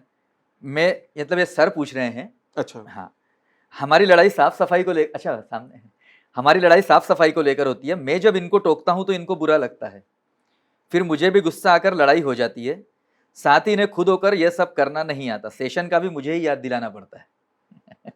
शायद इन्हें लगता है कि मैं हूं इसलिए मतलब देखने, पति की तरफ से प्रश्न हाँ ये है। पति अच्छा। बता रहे हैं कि मैं हूं इसलिए देखने की जिम्मेदारी मैं ही लेता हूं, वो नहीं लेती है। मैं चाहता हूं कि इस समय ये अच्छा सीखे और खुद में बदलाव करे, जिससे बच्चे के ऊपर भी अच्छा प्रभाव पड़े। कृपया आप मार्गदर्शन करें। राव साहब, हम पीछे से उत्तर ले लेते हैं। आप उन्हें याद दिलाते हैं, आप भी रोज हमेशा आप उपस्थित रहते हैं, तो कभी भी ये बात मत सोचिए, मैं खुद ही नहीं सोचता, कभी भी ये मत सोचिए कि मैं आपको कुछ बता रहा, मतलब मैं नहीं सोचता। वैसे आप ये मत सोचिए कि आप उनके जीवन में कुछ अच्छा ला रहे हैं, आप ये सोचिए मैं अपने जीवन में अच्छा ला रहा हूं। अरे आप भी तो पिता हैं, वो आपके जीवन में जो अच्छा आएगा वो भी तो it will trickle down to your baby at the end of the day. Believe me, जो आप में श्रेष्ठ है वो भी तो बच्चे तक पहुंचेगा। फिर दूसरी चीज, आपके कहने पे पत्नी बैठती है ना, उनको कुछ अच्छी चीज की श्रवण की प्राप्ति होती है, वो पुण्य आपको है, और पिता का पुण्य ये पुत्र बच्चों तक जाता ही है। तो आप ये मत सोचिए कि उस चीज का कोई वो नहीं होगा। दूसरा, ये देखो, श्री राम जय राम जय जय राम, अब हम एक चीज पर काम कर रहे हैं, जन्म उपरांत कुछ चीज के ऊपर, एक प्रोग्राम के ऊपर। आपको आश्चर्य होगा कि जन्म हो जाए शिशु का, हो गया है 2 महीने का 4 महीने का, और उस समय कुछ विशिष्ट मंत्र सुनाए जाए, वैदिक मंत्र, आप उसको उस पे लगा दीजिए, वो तक उस शिशु के ऊपर असर करते हैं। हमसे कई लोग पूछ चुके हैं कि वैदिक मंत्र तो हमको समझ में नहीं आती, संस्कृत नहीं आती, तो क्या हम पर ये चीज असर करेगी? तो हम उनको हमेशा ये कहते हैं, अब वो हम टीचर रहे जिंदगी भर है, तो हम तो उनको बात शुरू यहाँ से करते हैं। अब अच्छा है आप यहाँ पे बैठे हुए हैं, हम तो शुरुआत हमारे उत्तर की, अगर हम सामने लोग रहते तो हम यहाँ से शुरू करते हैं, अरे मूर्खों। हमारे स्टूडेंट्स को भी हम यहीं से करते हैं। हम वो आईआईटी के टॉपर ऑपर निकलते हैं, हम उनको, अभी वो केशव निकला, वो ऑल इंडिया टॉपर 100% है उसको भी, ठीक है, आईआईटी में अभी 6-7 दिन हुए। हम उनसे बात भी, हम आज भी अगर मिलेगा तो यहीं से बात शुरू करेंगे, अरे बेवकूफ, यहीं से शुरू होती है। जैसे कोई चीज समझ में ना आए तो हम पर असर नहीं करेगी, ये किसने सिद्धांत बनाया?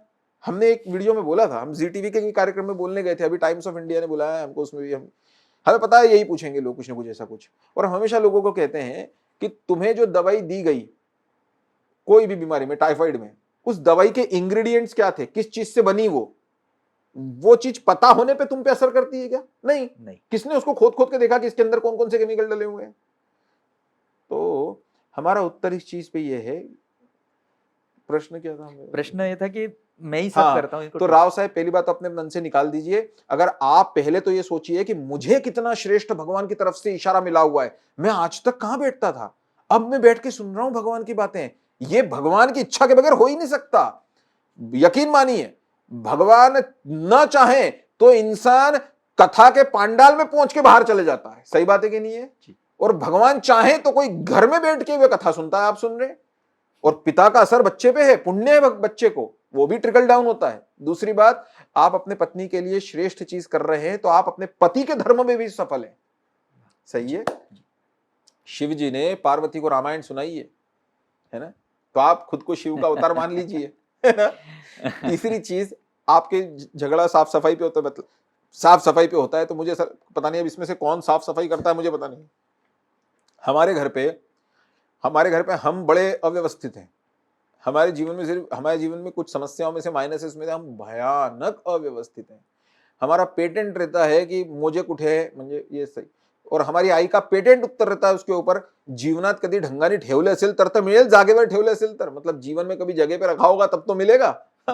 तो ये तो जीवन की छोटी मोटी चटखारे हैं। जिस दाम्पत्य में निदा फाजली करके एक शायर हुए हैं, उन्होंने एक शेर लिखा है। उन्होंने लिखा कि दुनिया न जीत पाओ तो हारो न खुद को तुम, है ना, लिखा है ना जी। इसका मतलब ये होता है कि if not everything falls in the way as you wish to, हर चीज जैसी आप चाहो अगर वैसी जीवन में ना हो, है ना, तो दुख मत मनाओ। दुनिया न जीत पाओ तो हारो न खुद को तुम, थोड़ी बहुत तो जहन में नाराजगी रहे। अरे थोड़ा बहुत तो मजा तो तभी है ना, सभी अगर प्लस प्लस ही हो जाए। अगर भगवान रात बनाता ही नहीं तो दिन का आनंद कैसे आता? भगवान दुख देता ही नहीं तो सुख आया ये कैसे पता पड़ता? नहीं क्या? जी जी। तो मनुष्यों के बीच में रह रहे हैं, वही पिछले उत्तर का बोलेंगे, है ना। तो ठीक है थोड़ा बहुत, लेकिन इसका मतलब ये हम बिल्कुल ये नहीं कह रहे हाँ कि अब जितने भी पति हों वो सब ऐसा आज उठाओ पजामे और सब फेंको कि आज विपिन सर ने कहा है कि दुनिया न जीत पाओ तो हारो न खुद को तुम। पत्नी कुछ बोले तो यही शेर सब बोल रहे हैं, थोड़ी बहुत तो जहन में नाराजगी रहे। तो पत्नी भी बहुत नमक डाल के दाल बनाएगी और अगले दिन बोलेगी दुनिया ना जीत पाओ तो, है ना, थोड़ी बहुत तो जहन में नाराजगी रहे। तो ऐसा अपने को tit for tat, and this is not a retaliation going on. लेकिन मजा है दाम्पत्य जीवन का। अब इसमें हम क्या कहें, बोल देते हैं कि भैया सामान जगह पे रख दो, लेकिन हम खुद ही नहीं रखते तो हम उन्हें कैसे कहें? श्री राम जय राम। लेकिन सर ये दृष्टिकोण आपका बहुत अच्छा रहा, श्री राम। ये जो बताने का था। हमारी अगला पत्नी प्रश्न क्या पता, हमारी पत्नी के मोबाइल पे ये स्टार्ट नहीं होता है ऐप, वो बार बार शिकायत करती है कि हमें सुनने। अच्छा, हम उन्हें कहते हैं कि हम मजाक में कहते हैं, श्री राम जय राम जय जय राम, हम उन्हें मजाक में कहते हैं कि देखो पूरे दुनिया के लोग हमें सुनते हैं, तुम नहीं सुनती हमें ऐप के ऊपर, मतलब उनके ऊपर ऐप डाउनलोडेड है, हमारे पास तो नोकिया का फोन है, तो हमारा तो है ही नहीं इशू। तो वो बोलती हैं कि वो कई बार ट्राई करती, बोले अब वो होता नहीं। तो मैंने कहा पता नहीं, वो आप साकेत से पूछो कि क्यों नहीं होता है, हमें नहीं पता ये सब चीजें टेक्निकल। तो वो फिर इसके आगे उत्तर वो हमेशा एक पेटेंट देती है कि हमें तो, हम क्यों सुने, रोज वैसे ही हमें इतना ज्ञान मिल जाता है। श्री राम जय राम जी। आगे बढ़ते हैं। धन्यवाद श्री सर। राम। सर एक बहुत अलग प्रकार का प्रश्न है और शायद आपको बहुत अच्छा लगेगा। जूही अग्रवाल जी का है, चौथा महीना, रायगढ़ छत्तीसगढ़ से। इनका कहना है सर, हम जिन दो अवतारों को सबसे ज्यादा मानते हैं, प्रभु श्री रामचंद्र जी और भगवान श्री कृष्ण जी का, उन दोनों ने राजघराने में ही जन्म क्यों लिया है, राजा के घर में ही जन्म क्यों लिया? इसीलिए लिया क्योंकि अगर वो किसी निर्धन के घर पे जन्म लेते तो आप लोग ये बोलते कि निर्धन को क्या जाता था, झोपड़ी में रहता क्या और 14 साल जंगल में रहा क्या। लेकिन चक्रवर्ती सम्राट के घर में जन्मे और फिर वनवास में चले गए और वनवासी का जीवन जिया, तो आदर्श उत्पन्न हुआ ना। नहीं जी। घर में खाने को कुछ नहीं था, उस घर में अगर जन्म लेते तो शबरी के झूठे बेर तो और अच्छी चीज हो गई, चलो आज बेर खाने को मिले ऐसा हो जाता। लेकिन 56 भोग लगे रहते थे और शबरी के बेर भगवान ने प्रेम से खाए। नहीं, किसी विदुर के घर पे गए भगवान, दुर्योधन ने 56 भोग लगा के रखे थे भगवान के आने के समय, क्योंकि उनके पक्ष में करना था श्री कृष्ण को। श्री कृष्ण ने कहा अधर्म के घर पे मैं नहीं खा सकता, है ना। और कहाँ गए आपको पता है, विदुर के घर पे गए। विदुर जी उस समय घर पे नहीं थे, झोपड़ी में गए, तो वो पत्नी अकेली थी। श्री कृष्ण को देख के भाव विभोर इतनी हो गई, कृष्ण ने कहा कि माँ बहुत भूख लगी है ना, बुआ बहुत भूख लगी है। तो विदुर की पत्नी ने वो भात जो बनाया था वो गया एक तरफ, केले के छिलके परोस दिए थाली में, है ना। तो श्री कृष्ण भगवान ने थोड़ी कहा कि मैं केले के छिलके खाऊंगा क्या, केले के छिलके खाए और बोला आज बहुत दिनों बाद पेट भरा है कि नहीं, ऐसा कहा कि नहीं। दुर्वासा ऋषि को श्री कृष्ण भगवान ने कहा कि नहीं कि जीवन में यदि कभी श्री कृष्ण ने स्वाद अन्न का आया हो तो ये यमुना नीचे ना हो। हम किस दिन कथा सुनाएंगे। पर कहने का तात्पर्य है बेटा कि उन्होंने राजा के घर में इसलिए जन्म लिया क्योंकि उसके बाद त्याग का महत्व समाज को समझ में आया। अगर निर्धन के घर में जन्म लेते तो यही समाज कहता कि अरे उसको क्या है ना। जैसे मान लीजिए किसी इंसान को, कोई इंसान अमीर है और वो धर्म के लिए समय देता है ना, तो पता है आपको ये दुनिया क्या कहेगी, अरे वो तो अमीर है, उसको क्या कमी है, वो तो 1 घंटा अगर मंदिर भी जाता है तो उसको क्या कमी है, उसके काम करने वाले बहुत है। सही है। अब यही अगर निर्धन हो और वो मंदिर जाए तो यही दुनिया पता है क्या कहेगी, अरे उसको क्या है खोने के लिए, उसके पास मंदिर जाके बैठा रहता है। तो इस संसार में बेटा ये चीजें याद रखना कि त्याग, विनम्रता ये शक्तिशाली की काम की है, दुर्बल की विनम्रता किस काम की है ना। संयम ये युवावस्था का कार्य का है, वृद्धावस्था का संयम किस कार्य का, सही है कि नहीं जी। निरहंकारता ये ज्ञानी की काम की है, जिसको ज्ञान ही नहीं उसकी निरहंकारता किस काम की। भूटान अमेरिका को बोले कि जा माफ किया तो श्री राम जय राम जय जय राम। इसलिए याद रखो दोनों ही का जन्म ये राजकुल में हुआ। श्री कृष्ण लोग गलत समझते हैं, यदुकुल में नहीं जन्मे हैं भगवान, मतलब वो क्षत्रिय ही थे, वो तो बाद में आए इधर के। लेकिन दोनों का ही जन्म इसीलिए बड़े घर में हुआ क्योंकि भगवान त्याग का उदाहरण प्रस्तुत करना चाहते थे, है कि नहीं। इसीलिए राम जी के बारे में मैं आपको बता दूं, और मैं आपको बार बार कह रहा हूं,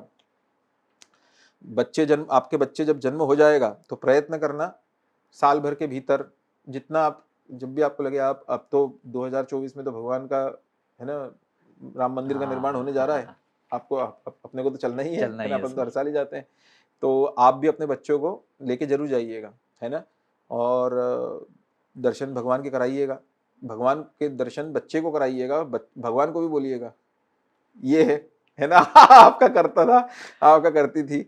चक्रवर्ती सम्राट का अर्थ समझ लें, बात निकली है तो, और गर्व से भर जाएं। एक जिसके पास जमीन होती है कुछ, है ना, उसको हम बोलते हैं जमींदार होते हैं जी। ऐसे 100 जमींदार जिसके अंडर में होते थे, ठीक है, उसको कहते थे राजा। राजा जैसे अपने होलकर है, राजा होते हैं, है ना, इंदौर के जो राजा थे राजा थे। तो 100 जमींदार जिसके दरबार में जाकर अपनी रिपोर्ट पेश करते थे कि इस बार इतना रेवेन्यू कलेक्ट हुआ। उनके जमींदारों की अपनी सेना होती थी छोटी मोटी, आप पहले की पिक्चर देखते थे तो जमींदार की सेना बताते थे ना, छोटे मोटे वो। तो 100 जमींदार जिसके पास में रहते थे वो राजा होता था। 100 राजा जिसके अंडर में रहते थे, 100 राजा वो महाराज होता था, है ना। 100 महाराजा जिसके अंडर में रहते थे वो सम्राट होता था, ठीक है। और 100 सम्राट जिसके अंडर में होते थे वो चक्रवर्ती सम्राट होता था। महाराजा दशरथ ये चक्रवर्ती सम्राट थे, ठीक है, चक्रवर्ती सम्राट। सोचिए आप, बताइए कहां कहां तक शासन फैला हुआ था। आप कभी एक बार पढ़िए तो सही शास्त्र, वाल्मीकि रामायण में पढ़ के देखिए, जब राम जी ने सबको बांट कि भैया ये यहाँ का राज्य देखेंगे, वहां का राज्य देखेंगे, आखिरी में तो चक्रवर्ती सम्राट राम जी थे। और चक्रवर्ती सम्राट जब शबरी के आश्रम में पहुंचे, है कि नहीं, अत्यंत वृद्ध, जीर्ण शीर्ण, सैकड़ों साल उम्र हो जाए ऐसी, और सिर्फ बाट जो हो रही है क्योंकि गुरु कह के गए थे, है ना, शबर ऋषि सांगू, मातंग ऋषि सांगू गेले थे ना, शबर की शबरची मुलगी होती की मातंग ऋषीच्या आश्रमात, कि प्रभु आएंगे उस दिन का वेट करो। शबरी बस इंतजार करती रहती थी, रोज फूल चुनती थी, रोज फल चुनती थी कि प्रभु को मीठे फल दूंगी। जब आए भगवान, भगवान ने फल खाए, वो आपको सब पता है ना। लक्ष्मण को मना किया कि उसका प्रेम देखो, तुम तो खाओ, तुम तो झूठे फल भी खाओ। वैसे हम बता दें, अब ये बताने का समय ही नहीं है, लेकिन वाल्मीकि रामायण में इसका उल्लेख नहीं है और वाल्मीकि रामायण इसको परमिशन देती भी नहीं है। ये लोगों ने मन से बना के रखा है, लेकिन भक्ति भाव बढ़ता है, चल रहा है। राम जी झूठे फल खा ही नहीं सकते थे, पूछिए क्यों। अब आप तो पूछेंगे, आपको आपकी आवाज मेरे को तो आएगी नहीं, इसीलिए नहीं खाएंगे क्योंकि राम जी का यज्ञोपवीत हो चुका था जी। अरे जो तुम और मैं न कर रहे हो धर्म के कारण कि नहीं अब हमारा यज्ञोपवीत हुआ, नहीं खा सकते, तो वो राम थे। राम विग्रहवान धर्म, हिंदू धर्म कहता है कि राम जी ने जो कह दिया है और कर दिया है, उसके बाद में दूसरी लाइन किसी को कहने का अधिकार नहीं है। मतलब हमारी क्या हैसियत, मनुष्यों की, देवताओं को, ईश्वर को, किसी को भी कहने का, कोई अवतार को कहने की हैसियत नहीं है। राम जी ने अगर कोई चीज कह दी, वो फाइनल है, फुल स्टॉप है, वो धर्म के विग्रह है। खैर, हम जिस चीज पे बता रहे थे, चक्रवर्ती सम्राट, भूल गए हो तो याद दिला दूं। तहसीलदार 100 जमींदार, 100 जमींदार राजा, 100 राजा जिसके अंडर में महाराज, और 100 महाराज जिसके अंडर में सम्राट, और 100 सम्राट जिसके अंडर में वो चक्रवर्ती सम्राट। ये चक्रवर्ती सम्राट के युवराज जो थे वो थे भगवान श्री रामचंद्र। शबरी के आश्रम में बैठे हुए, तापस वेश में, जटा जूट धारण किए हुए हैं, और चुपचाप जो है वो झूठे बेर खा रहे हैं। खाना हो गया, माँ बहुत अच्छे थे, शबरी को कहा बहुत स्वादिष्ट थे। शबरी की आंखों में आंसू आ गए और शबरी ने कहा, मैं जानती हूं कि आप सीता शोध में हैं, मतलब भगवान ने बताया ही होगा, लेकिन मुझे क्षमा करिए, मेरी ऐसी स्थिति ही नहीं है कि मैं आपकी कोई मदद कर सकूं सीता शोध में।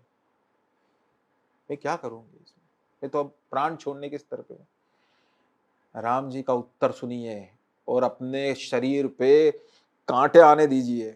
चक्रवर्ती सम्राट भगवान तापस वेश में जटाजूटधारी भगवान का उत्तर, माँ आपको किसने कहा कि हम इस आश्रम में आपसे सीता जी के शोध के इसके लिए आए? और रही बात रावण की, समझे, भगवान को तो सब पता था ना, तो सब तो एक्टिंग चलती थी। रही बात रावण की, तो ये जो मेरे पास बैठा हुआ है मेरा भाई लक्ष्मण, मेरा छोटा भाई, ये अपने बाएं पैर की चीटी उंगली से अगर इसी समय धनुष की डोरी खींच ले तो रावण लंका में मर जाएगा।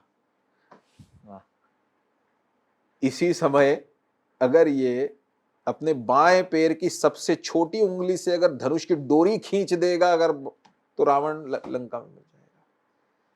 भगवान तो अपनी बात पता नहीं प्रश्न क्या था। प्रश्न यही था सर कि दोनों मतलब राजाओं के यहाँ दोनों राजाओं घर पे जन्मे, क्योंकि त्याग का उदाहरण प्रस्तुत करना था समाज के आगे। धन्यवाद सर, रोंगटे खड़े हो गए उस उत्तर से। तो अगला प्रश्न सर मीनाक्षी पंडित जी का है, चौथा महीना अहमदाबाद। सर मैंने घर की बुजुर्ग महिलाओं से सुना है कि नजर लग जाती है। अच्छा तो यह नजर जैसी कोई चीज होती भी है या मन का वहम है? नजर लगना क्या होता है, कृपया संक्षिप्त में बताने का कष्ट करें। अगर आप भी एक शांतमना, बुद्धिमान और संस्कारित शिशु को जन्म देना चाहती हैं, तो बिना देरी किए अभी कृष्णा कमिंग गर्भ संस्कार ऐप डाउनलोड कीजिए, जहां आपको मिलेंगे इजी टू फॉलो वैदिक गर्भ संस्कार कोर्सेज, जिन्हें फॉलो करके हजारों प्रेग्नेंट लेडीज ने एक शांत, बुद्धिमान और संस्कारित शिशु को जन्म दिया। ऐप की लिंक आपको डिस्क्रिप्शन बॉक्स में मिल जाएगी। साइंस भी इस दृष्टि को कुछ स्तर तक स्वीकारता है अब जाकर। देखिए क्या होता है कि अब हम आपको बताएंगे, अभी आप मान्य नहीं करेंगे। श्री राम जय राम जय राम। कभी आपने एक बात नोटिस करी है, आपके घर पे जो दूध देने आते थे, पहले दूध वाले आते थे, मतलब अब तो वो परंपरा रही नहीं, लेकिन पहले जो दूध वाले आते थे, अगर आपको बचपन की यादें होंगी तो वो गांव से दूध लेके आते थे, है ना जी। मतलब कितनी बजे वो दूध दूह लिया जाता होगा, सुबह 4 बजे के आसपास कम से कम, है ना। फिर वो गांव से आते थे। आप एक बात नोटिस करते हैं कभी, उनके पास जो दूध रहता था वो खराब नहीं होता था बहुत समय तक। और हम अपने घर पे जैसी दूध आता है हम बोलते हैं कि इसको तपा लो जल्दी, नहीं तो खराब हो जाएगा। खराब हो जाएगा। ऐसा क्यों है, कभी सोचा आपने? आप कभी फूल लेते होंगे किसी माली से, तो आपने सोचा कभी कि माली के पास वो फूल बहुत समय तक रहते, ताजे रहते हैं, और हमारे पास थोड़ी समय में फूल कुम्हला जाते हैं? जी, है ना, होता है। मतलब किसी मनुष्य को जो सानिध्य मिला रहता है उसके वाइब्रेशंस आते हैं, उस मनुष्य का एक ऑरा है। समझ रहे हैं आप बात को? कुछ मनुष्यों के साथ में आप जब जीते हैं, उन्हें सुनते हैं तो ऐसा लगता है बस सुनते ही रहें। कुछ लोगों के साथ आप बैठते तो आपको बड़ा पॉजिटिव लगता है। आप किसी दिन हमें अगर बिजनेस पे बोलने को बोलेंगे तो हम ये कुर्ते और धोती की जगह सूट में आपको मिलेंगे, इनको पता है, और हम आपको उतने अच्छा बोलेंगे बिजनेस के ऊपर। तो हमें ऐसा लगता है कि मनुष्यों के साथ क्या होता है कि हम जिन लोगों के साथ जीते हैं ना, उनके वाइब्रेशंस हमको आते हैं। आप देखिएगा आपको भी आते हैं, आप सोचिए कभी आपको होता है कि नहीं ऐसा। तो वो वाइब्रेशंस वस्तुओं में भी ट्रांसफर होते हैं। जैसे हमने आपको बताया कि दूध वाले के पास दूध को वो तपाए बगैर भी बहुत समय तक घूमता रहता, उसका दूध नहीं खराब होता, है ना। तो वैसे ही मनुष्यों के वाइब्रेशंस किसी पास के मनुष्य के वाइब्रेशंस को अफेक्ट करते हैं। अब इसको साइंस भी कुछ स्तर तक मानने लगा है। मजे की बात, हमारा ऑरा रहता है। तो हम आपको ये बताना चाहेंगे कि ये जो नजर लगने का, लेकिन ये फिर बाद में हमारे मुगल कालीन ये जो 1000 साल गए, इसमें उसको दुरुपयोग करने की दृष्टि से कि वो नजर लग गई है, इसकी नजर उतार दो, और वो सब चीजें करी गई। परंपरागत दृष्टि से उसमें कोई हमें हानि भी नहीं दिखाई देती, लेकिन उसका कारण जो था मूल रूप से वो था कि कुछ लोगों के मन में दुर्भावना होती है, वो दुर्भावना की दृष्टि से देखते हैं। तो लॉ ऑफ अट्रैक्शन ये कहता है कि आप किसी चीज को जितना शिद्दत से महसूस करती हैं, ब्रह्मांड के सूक्ष्म इक्वेशंस और कण उसी तरीके से वैसा करने लग जाते हैं। जैसे आपको आश्चर्य होगा, हमें एक बहुत बड़े लॉयर हैं, उन्होंने कहा था एक बार कि विपिन सर, जिस आपका कोर्ट में केस चल रहा हो 2000 किलोमीटर दूर, मतलब विदेश में चल रहा हो मान लीजिए, आप यहां बैठ के अगर ये सोचते हैं कि अरे उसके पास सबूत तो नहीं है, अरे मैं केस हार तो नहीं जाऊंगा, मेरे को इतने समय का जीत, तो वो 2000 किलोमीटर बैठे हुए इंसान को उससे ताकत मिलती है। और अगर आप उस चीज को केस चल रहा है, अरे कोई फालतू, मेरे को कोई डर नहीं, मैं तो आईपीएल लाओ, बैट बॉल लाओ, अपन तो क्रिकेट खेलने चलते हैं, आप सोचते ही नहीं उस केस के बारे में, तो वो जो 2000 किलोमीटर बैठा हुआ है वो दुर्बल होने लगता है। सो जेही कर सत्य सने हो ताहि तासु मिली न कछु संदेह हो, ये भी तुलसीदास जी का एक तरीके से वही कहना था कि जो जिसके बारे में इंटेंस डिजायर करता है जिस चीज के बारे में, उसको मिल जाता है। यानी कि आप जैसा सोचते हैं वैसा, तो फिर कोई दुर्भावना सोचे किसी के प्रति तो वो भी चीज अफेक्ट करती होगी ना बेटा, ऐसा है। फिर क्या करें? सबसे बढ़िया, अरे भूत पे भरोसा ज्यादा मत रखो, हनुमान जी बचा लेंगे, ये भरोसा ज्यादा रखो। भगवान का जो करता रहता है उसको क्या, वो हम तो, हमारे बच्चे हमसे पूछते हैं कि पापा भूत होते हैं क्या? मैंने कहा मैंने 2 देखे हैं, एक तुम और एक तुम्हारी बहन। श्री राम जय राम जय जय राम।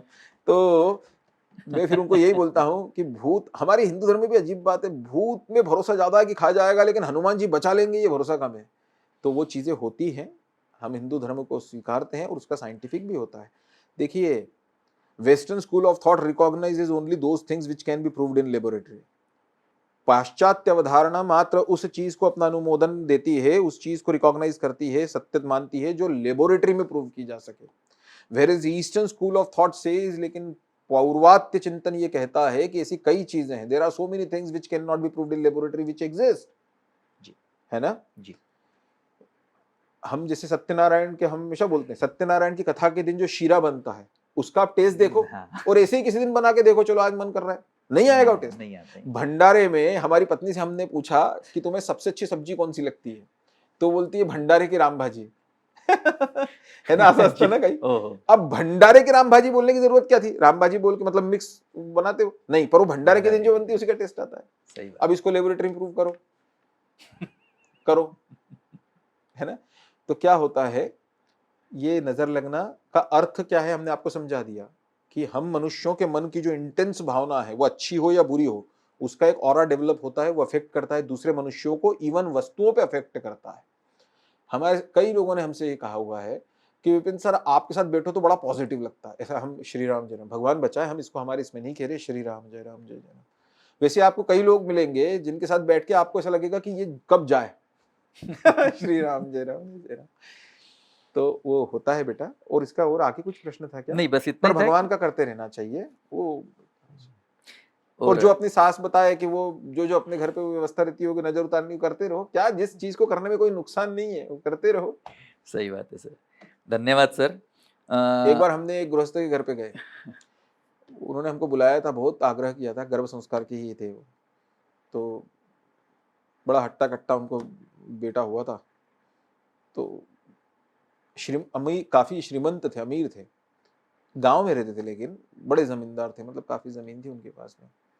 तो हम चूंकि उधर की तरफ जा ही रहे थे, मतलब महाराष्ट्र के थे वो, हम उधर जा ही रहे थे, तो उन्होंने बड़े आग्रह से हमको कहा कि अगर आप हमारे घर पे जरूर आइए। हम जनरली अवॉइड करते हैं, उसके कारण दूसरे हैं। हमें ऐसा लगता है कि हमारे जाने से फिर वो सारा वो प्रोटोकॉल फॉलो करो और सब हो जाता है। वो मतलब ते उगित त्यांना उनके जीवन में व्यवधान, हम तो हमेशा सोचते हैं कि हम जाएंगे तो उनके जीवन में कहाँ व्यवधान, मतलब और वो चल रहा है कि वो तो खैर वो, पर वो जहाँ पे हम गए थे वो वहां पर ही आ गए हमको लेने को। उनको पता था कि यहाँ पर कार्यक्रम है विपिन सर का, तो वहां पे आ गए लेने को। तो हम गए, अब गए तो हमने उनसे पूछा, भोजन वोजन हो गया, रात्रि विश्राम, उन्होंने कहा आप हमारे घर पे करिए। मैंने कहा ठीक है, गाँव का खेत वेत का बढ़िया, अच्छा बहुत समय बाद ऐसा सब दूर खेत और बिल्कुल ठंडी हवा चल रही थी, तो हमने भी कहा चलो रुक जाते हैं। हमारे साथ में और भी 2 लोग थे ऑफिस के, हम रुके। तो रात में ऐसी बात चल रही थी, तो बाहर उन्होंने ऐसी खाट लगा के रखी थी खेत वेत के वहाँ पर, बड़ा घर था, मतलब जमींदार जो कैसे रहता है। तो हमने उनसे पूछा कि भगवान का कुछ होता है घर में? तो पत्नी धार्मिक थी जी। हमने कहा आप कुछ करते हो भगवान का? तो उन्होंने कहा कि वो, अब वो पेशो पेश में इसलिए पड़ गए क्योंकि उनको अब वो सच में नहीं, सच बोले तो दिक्कत, झूठ बोले तो नहीं लगे, विपिन सर से झूठ बोले तो वो भी दिक्कत। तो उन्होंने मैं कहा कि हम अपने जो है, उस समय उन्हें पता नहीं क्या सूझा, उन्होंने कहा विपिन सर हम तो क्या है, हम ये जो हमारे यहाँ है ना खेत में, गांव में बड़े पानी की बड़ी समस्या थी। तो हमने पता नहीं हमने क्या बोलेंगे आगे, पानी की समस्या, हम तो भगवान का कुछ होता है कि नहीं घर में कुछ नहीं। तो उन्होंने बोला कि हमने फिर क्या किया, बोरिंग कराई, और गांव में कहीं पे भी पानी नहीं निकला था, गिनती के ही घर थे, मतलब 20-25 गांव के जैसे घरों जितना, और वो भी घर दूर दूर जो गांव के रहते ना जैसे। जी जी। तो बोले विपिन सर क्या हुआ था, वो हमें गुरुजी बोलते थे, तो बोले गुरुजी हमने बोरिंग कराया, फिर बड़ी समस्या थी, तो बोरिंग में से हमारे बहुत पानी निकला, तो हमने जो है उस बोरिंग को हार पहनाया। तो हम रोज खेत जाते हैं तो वो उस बोरिंग को हाथ जोड़ के जाते हैं। अब वो बड़े डरते डरते बोल रहे थे। अब उनकी पत्नी का हम धीरे से देखा तो उनकी पत्नी ऐसी दूर बैठी हुई थी कुर्सी पे, वो उत्तर सुने जाता तो पत्नी जो है ऐसा करके बैठी थी। क्या हो गया? तो हमने उनसे कहा कि, तो उन्होंने कहा कि बोरिंग को हम हाथ जोड़ते हुए जाते हैं। तो हमने उनसे कहा कि ठीक है, फिर ये चीज मत छोड़ना, ये करते रहना। सही बात तो इसीलिए प्रश्न क्या था? प्रश्न इनका था, नहीं प्रश्न तो हो गया था सर, अच्छा हो गया था, नजर वाला आखिरी था, का नजर वाला। उसके- तो इसीलिए पता नहीं हम किस संदर्भ में कह रहे थे, जो कर रहे हो अच्छा वो करते रहो, भगवान खुद ही किसी दिन श्रद्धा, भगवान मार्ग खुद ही दिखाता है ना। फिर हमने क्या किया, हम जब उनके घर से निकल रहे थे तो हमने अगले दिन सुबह, ये रात की घटना थी, हमने अगले दिन सुबह उन्हें कहा कि महाराज भगवान ने आपको जो चाहा वो दिया। चूंकि नाम नहीं लिया इसलिए बता सकते हैं, विवाह को तकरीबन 14 वर्ष हो गए थे और घर में संतान उत्पत्ति नहीं थी। अब वो जुड़े किसी तरीके से, अब भगवान की इच्छा हुई, और भगवान के लिए तो कुछ भी भगवान के लिए क्या है, श्री राम जय राम जय राम। तो 14 वर्ष विवाह हो चुके थे, अभी भी कृष्णा कमिंग में ऐसे परिवार हैं। तो हमने कहा महाराज आपको जो चाहिए था वो हो गया है ना, अब एक चीज हमें गुरु दक्षिणा के तो उन्होंने कहा आप जो बोलेंगे वो, मतलब आप, और जमीन एकड़ों में, मतलब नाही करता त्यांच्याकडे म्हणजे 100 एकड़शी जास्तच असेल, 100 एकड़ से तो बहुत बड़े बोले महाराज जो आप बोलेंगे वो। हमने कहा आप तो सिर्फ एक ही काम करिए, आज के बाद में मतलब जो है ना, वो बोरिंग को जो आप हाथ जोड़ते हैं, वो बोरिंग के अलावा जो है वो घर पे आपके भगवान है ही, पत्नी तो करती है ना। आज के बाद में आप एकादशी का व्रत स्टार्ट करिए, अच्छा है ना, और रोज जो है वो निकलने के पहले आपके घर पे राम दरबार है, उसको नमस्कार करके निकलिए। इतना, इससे ज्यादा हमको कुछ नहीं चाहिए। मैंने कहा इतना ज्यादा हो तो एकादशी छोड़ दो, राम जी को नमस्कार करके रोज निकलो जी। अब बच्चा बड़ा हो गया है उनका, थोड़ा बड़ा हो गया है, और हनुमान जी का अवतार है उनका बच्चा। तो वो अब इतने धार्मिक हैं, एकादशी का व्रत रखते हैं, हर रामनवमी को यानी हनुमान जयंती को भंडारा कराते हैं। रामनवमी की कुछ दिनों बाद ही हनुमान जयंती आती है, हनुमान जयंती पे पूरे भंडारा करते हैं, आसपास के 10 गांव वहाँ पे भंडारे में आते हैं। तो हमें भी बहुत बार बुलाते हैं। तो अभी हम कल जो जा रहे हैं, तो कल जाते समय उनके गांव भी जाके आएंगे, ऐसा सोचा जिस जगह जा रहे हैं उसके पास में। तो ये अंत जो है इस चीज पे हम कर रहे हैं। बिल्कुल। तो आप भी ऐसा, मतलब हम आपको इनडायरेक्टली ये कह रहे हैं कि आपके घर पे भी जब किलकारियां गूंजे तो भगवान का छोड़ना नहीं। कृष्णा कमिंग का ऐप छूट जाएगा किसी दिन, तो हम तो हमेशा ही कहते हैं हमारी क्या हैसियत है, आज आवाज है कल भगवान ये आवाज भी बंद करा देगा, चुप करा देगा किसी दिन, पर ये ऐप छूट जाए लेकिन भगवान का करना ना छोड़े। धन्यवाद सर।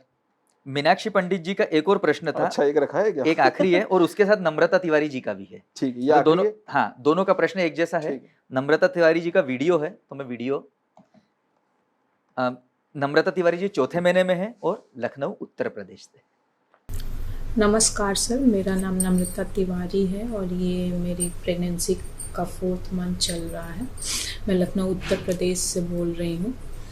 सर मेरे 2 प्रश्न हैं। पहला प्रश्न ये है कि मैं खुश नहीं रह पा रही हूँ, मतलब कि ऐसा है कि प्रेगनेंसी में हमेशा खुश रहना है, हमेशा एक्टिव रहना है, लेकिन ये मेरा जीवन बड़ा सामान्य सा चल रहा है, उतना मैं खुश रह नहीं पा रही हूँ। और ये सोच के कि मैं खुश नहीं रह पा रही हूँ, इस पे मेरे बच्चे का गलत प्रभाव पड़ेगा, इससे मैं और दुखी होती जा रही हूँ कि क्यों नहीं ऐसा हो पा रहा, क्यों खुश नहीं रह पा रही हूँ, क्यों एक्टिव नहीं रह पा रही हूँ।